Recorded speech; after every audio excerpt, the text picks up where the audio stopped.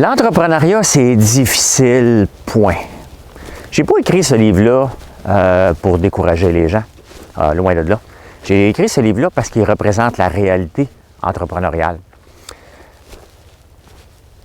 Quand tout va bien, c'est le fun, l'entrepreneuriat. Quand tout va mal, c'est le fun, l'entrepreneuriat. Mais quand tout va mal, tout va mal. Puis c'est pas un signe de découragement. Ça veut dire que c'est pour ça que c'est pas fait pour tout le monde. Et c'est pour ça que les gens qui viennent en entrepreneuriat, surtout avec l'arrivée de l'œil du dragon, ils pensent que ça va être facile parce que ça a l'air facile. On a l'air, j'en fais partie, là, on a l'air d'avoir des gens qui ont une belle vie. On a une belle vie seulement si on est heureux. On peut être employé et être heureux. On peut être employé et être malheureux. Puis on peut être en affaires et être heureux, puis être en affaires puis être malheureux. Hein? Toutes ces combinaisons-là sont possibles. Je vous donne un exemple comme une journée comme hier. Hier, on se lève le matin et Canpar nous annonce qu'ils ne peuvent plus prendre plus de 50 colis par jour. Bon, c'est pas un gros problème, mais ce n'était pas planifié. C'est ça qui est la réalité de l'entrepreneuriat, c'est qu'on vit dans l'incertitude. Et c'est pour ça que c'est difficile. 50 colis par jour. Bon, parfait. Faut se revirer de bord. On a déjà 150 colis de prêts à partir qui ne peuvent pas partir. Qu'est-ce qu'on fait? On enlève tous les shipping labels, on les refait. C'était pas prévu de refaire pour ça, de refaire les commandes pour les gens. Ça fait partie de la vie entrepreneuriale, du commerce en ligne. En fin de journée, ça aurait pu choisir une autre journée, c'est la journée que notre camion, la Popcorn Mobile, a décidé que la transmission lâchait. Donc, on est obligé d'envoyer le camion au garage et aller s'en louer un parce qu'il faut continuer à travailler. Et c'est comme ça. Donc, certaines personnes vont se décourager avec ça. Moi, je prends chacun de ces coups-là puis dire comment on peut s'organiser pour être moins dépendant, pour que ces coups-là, lorsqu'ils arrivent, ne nous découragent pas parce qu'on est prêt pour le prochain, parce qu'il va en avoir un autre prochain.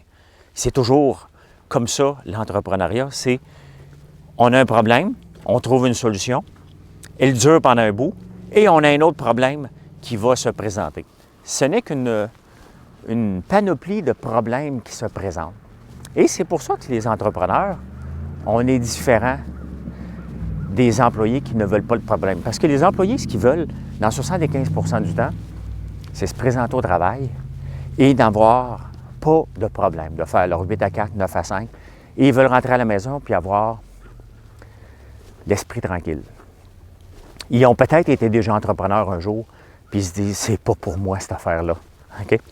Et c'est comme ça. Hier, j'aurais pu me coucher découragé. Découragé parce qu'on est dans une période forte en ce moment. Et j'aurais pu dire, ça n'a pas de bon sens, tout m'arrive, puis m'écraser par terre. Non, on prend ça et on dit, il faut se revirer de bord rapidement. Comment qu'on s'organise? Et c'est exactement ce qu'on a trouvé. On est allé chercher un nouveau camion. On a décidé de rechoisir d'autres transporteurs. Même si ça coûte un peu plus cher, c'est pas grave. C'est comme ça, la vie. On a fait notre prix avec un autre pricing. C'est pas grave. L'important, c'est qu'on ait des clients.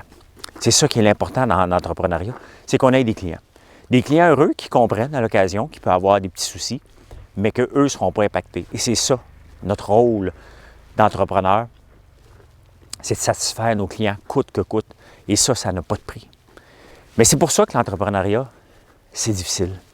C'est pour ça que l'entrepreneuriat, des fois, tu te couches et tu te dis, mais pourquoi je me suis lancé là-dedans? Puis le lendemain matin, tu te réveilles avec des clients qui t'ont fait confiance, des clients qui t'envoient des mots d'encouragement, qui ont aimé tes produits, qui en ont parlé à des gens. Puis tu te dis, hey, je ne fais pas ça pour rien. En même temps, parce que c'est difficile, mais en même temps, on crée de l'emploi. On fait une différence dans 25 vies différentes en ce moment. On fait une différence, puis ça vaut pour vos entreprises, dans des emplois indirects. On fait une différence par l'achat de sirop, parce qu'on est là-dedans. Donc, c'est ça qu'on fait comme différence, et c'est pour ça qu'on se relève et on dit « Hey non, ça vaut la peine, on fait quelque chose de bien pour la société à petite échelle. Là. OK, je ne suis pas en train de créer 10 000 emplois, mais je ne suis pas en train de prendre des subventions non plus. Pensez-y. Bonne journée.